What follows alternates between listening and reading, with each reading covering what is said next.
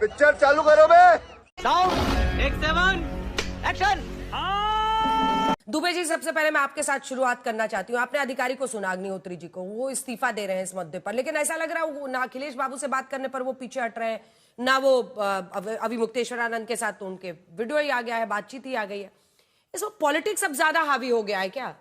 उन छात्रों के संघर्ष में आप खड़े हैं, आप कह रहे हैं, लेकिन अगर ब्राह्मणों की ही बात कर लेते हैं, देखिए ये सिर्फ ब्राह्मणों की बात नहीं है, सामान्य वर्ग में ये भी याद रखना होगा कि ब्राह्मण हो, राजपूत हो, कायस्थ हो, भूमिहार हो, ये सभी उसी वर्ग में आते हैं। सामान्य वर्ग का एक पूरा है, लेकिन इसको ब्राह्मण वर्सेस अदर्स कर दिया गया है। तो हम कुछ डेटा दिखाना चाहते हैं जल्दी से अपने दर्शकों को, क्योंकि ये वाली जो पॉलिटिक्स है, विपक्ष क्यों इस एजेंडे को कर रहा है कि भाई देखिए ये तो ब्राह्मण विरोधी लोग हैं।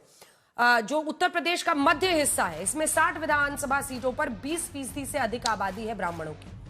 110 से 115 विधानसभा सीटों पर ब्राह्मण मतदाताओं का बड़ा प्रभाव होता है। 2027 के चुनाव के मद्देनजर 15% से अधिक आबादी वाले जो प्रमुख जिले हैं वो हमने आपके सामने रख दिए हैं। चर्चा ये कहते क्या ये अब खुलकर ये एक कास्ट वॉर के तौर पर यूजीसी के नए नियमों का इस्तेमाल हो रहा है? अंजना जी नमस्ते। किसी कवि ने बहुत प्यारी कविता कही है, 2 लाइनों से शुरुआत करता हूं। कभी बीच चौराहे पर रेहड़ी भी लगाता हूं, जरूरत पड़ने पर ठेला और रिक्शा भी चलाता हूं, फिर भी शोषक हूं और सामान्य वर्ग से आता हूं। राजनीतिक गलियारों में मेरी चर्चा नहीं होती, धन वैभव से लबालाभ अमीर मैं कहलाता हूं। मैं शोषक हूं और मैं सामान्य वर्ग कहलाता हूं।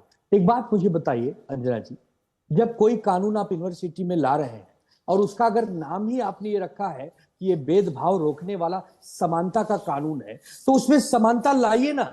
आप ये कहिए कि उच्च वर्ग का हो, सवर्ण वर्ग का हो, दलित वर्ग का हो, शोषित वर्ग का हो, ओबीसी वर्ग का हो, किसी पर भी अन्याय नहीं होना चाहिए। क्योंकि जब हम यूनिवर्सिटी के बाहर निकलते हैं अंजना जी, और किसी ने किसी के साथ आपत्तिजनक व्यवहार किया, किसी ने कहीं अपराध किया, तो मामला आईपीसी इंडियन पेनल कोड के मुताबिक पुलिस तय करती है, कानून तय करता है, हमारे देश का संविधान तय करता है। ये आप अपना नया कौन सा कानून ला रहे हैं? कैंपस में अलग कानून, कैंपस के बाहर अलग कानून। अगर कैंपस में किसी ने गलत आरोप लगा दिया किसी सामान्य वर्ग के विद्यार्थी पर और बाद में पता चला कि वो आरोप गलत था, उसकी जांच होने के बाद पता चला ये गलत था, तो उस पर तो आपने कोई सजा ही निर्धारित नहीं की है। इसी बात का सिर्फ यहाँ विरोध हो रहा है। हम किसी के खिलाफ नहीं है अंजना जी, यह देश बहुत प्यारा गुलदस्ता है। हमें तो पता भी नहीं होता कॉलेज में कौन ब्राह्मण है, कौन ठाकुर है, कौन दलित है। वहां तो नाम से बात होती है, एक ही कप में चाय पी जाती है, एक ही सैंडविच को बांट के खाया जाता है। ये किसने जहर बोया है, ये बीज कहां से आया है, उसका समूल नाश होने की आवश्यकता है। कंचना जी, इस पर आपका जवाब, और साथ ही ये मानकर चलता हुआ दिखाई दे रहा है नया नियम कि क्या मतलब जो सामान्य वर्ग के छात्र हैं उनका कभी शोषण हो ही नहीं सकता है। देखिए अंजना जी, मुझे बस 1 मिनट का टाइम दे दीजिएगा। जैसे अभी दुबे जी ने बोला कि जो है कि हम नाम से एक दूसरे को बुलाते हैं। मैंने भी अभी दुबे जी बोला, आपने भी अभी दुबे जी बोला। नाम से कहाँ किसी ने बुलाया, नाम से ना आपने बुलाया ना नाम से हमने बुलाया।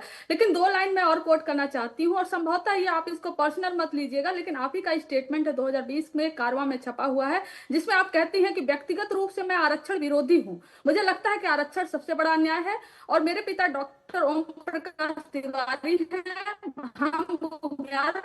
हैं और मेरे पति ब्राह्मण हैं। हम सभी ऐसे परिदृश्य में पढ़े बड़े हैं जहां पर हम आरक्षण से घृणा करते हैं। यह स्टेटमेंट आपका है। और कंचना यादव, एक बार कंचना यादव को मेरे साथ दिखाइए। कंचना यादव, आप जिस आर्टिकल को कोट कर रही हैं उसमें मुझे मिसकोट किया गया था और उसके खिलाफ मैंने अपनी बात भी कही है, अलग अलग मंचों पर कही है, और मैं नहीं मानती हूं कि मेरे इर्द गिर्द अगर आप इस बहस को लाएंगी तो उससे ना आपको फायदा होगा ना मुझे होगा। लेकिन इस मैगजीन ने मुझे मिसकोट किया और एक नहीं अनेकों ऐसी बातें कही मेरे खिलाफ जो कि पूरी तरह से गलत थी। और ये सबसे बड़ा दुर्भाग्य है कि आप ऐसे किसी मैगजीन को यहां पर कोट कर रही हैं। दरअसल दिक्कत आपकी क्या है ना कि आप लोग पर्सनल अटैक करके आगे बढ़ते हैं। आपका मुद्दों से कोई लगाव नहीं होता है, आप मुद्दों पर चर्चा नहीं करना चाहती हैं। आपने मिसकोट किया है, अब उसकी भरपाई कैसे होगी? आपने मिसकोट किया मुझे, आपने गलत मैगजीन को, जिसने मुझे मिसकोट किया आपने उसको कोट किया। क्यों किया आपने? क्यों कोट किया आपने?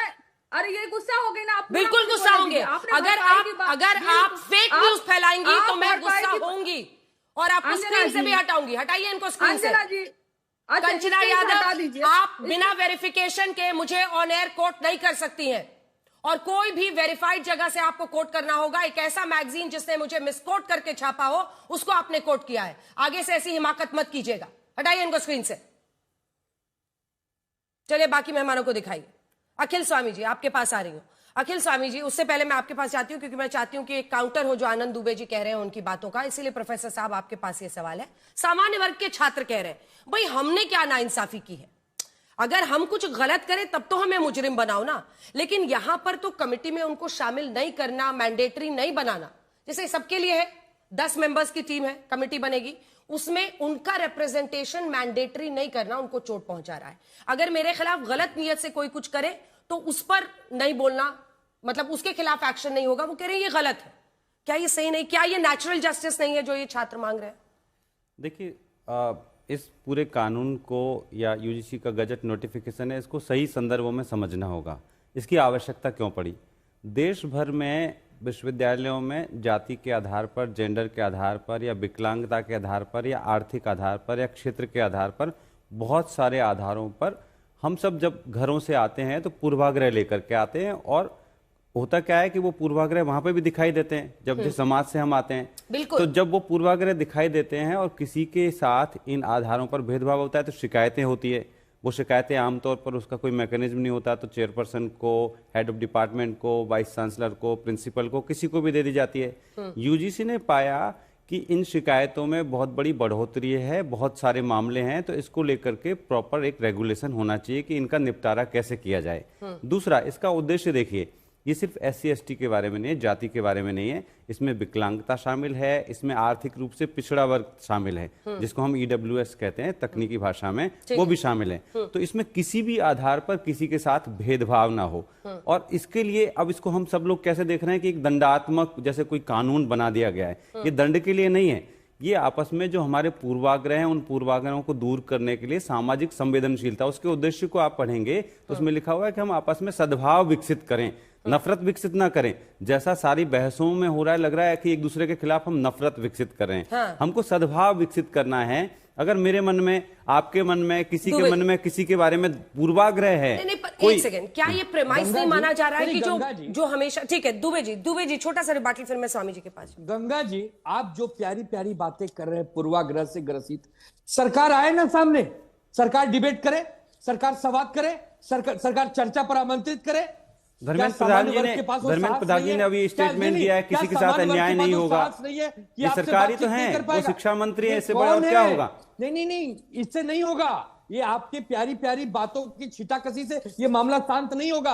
आपने जो बखेड़ा पैदा किया है उसको आप ही शांत करेंगे। अब आप हिंसा करना चाहते हैं, कुछ और करना चाहते हैं। मैं तो चाहता हूं समझाइश से हो, आपस में हमारे मन में एक दूसरे के बारे में कोई दुर्भावना है उसको हम दूर करें, एक सद्भाव विकसित करें। लगता है कि सर्व सामान्य का जो विद्यार्थी इतना अज्ञानी है कि आपकी बातें नहीं समझता? क्या सर्व सामान्य का जो विद्यार्थी है वो आपको लगता है वो अपराधी है, वो दबाव करता है, वो दबंग है? आपको अगर ये लगता है तो आपकी सोच का, आपकी जो दिमाग का, उसका इलाज करवाइए मेरे भाई। ये ऐसी सोच नहीं है। यह देश सहिष्णु है, उदारता का कारण यही है क्योंकि यहाँ पे सामान्य वर्ग सबको साथ लेकर चलता है। आप ये मत कहिए बार बार कि सामान्य वर्ग के लोग ने शोषण कर लिया। अरे सामान्य वर्ग के लोग जो करते हैं, सामान्य वर्ग के लोग रिक्शा चलाते हैं, सामान्य वर्ग के लोग हर वो छोटे से छोटा, मोटे से मोटा काम अपनी जीविका चलाने के लिए जब करते हैं तब आपको दिखाई नहीं देता। केवल हमको बदनाम किया जाता है। बहुत पैसा है हमारे पास, बहुत रुपया है हमारे पास। मैं तो किसी को बदनाम नहीं कर रहा, जमीन पर मैं तो सिर्फ ये कह रहा हूं कि हम आपस में मिल बैठ करके बात करेंगे, कोई पूर्वाग्रह है तो उसको दूर करेंगे। कैसे मिलोगे?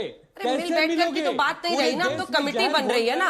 अब तो सुप्रीम कोर्ट ने कहा है सख्त कमेटी बन रही है ना, जो छात्रों के मन में डर है ना कि प्राथमिक काम यह है कि हम अपने सामाजिक संवेदनशीलता का विकास करें कैंपसेज में, जहां पर कोई दुर्भावना है, कोई भेदभाव है, उसको दूर करें। तो उस पहलू पर भी बात करिए कि हम सोशल अवेयरनेस फैलाने की कोशिश करेंगे, सिर्फ ये दंडात्मक नहीं है। मजा आया, और मैं ये जो मजा है हिंदुस्तान के हर व्यक्ति को देना चाहता हूं।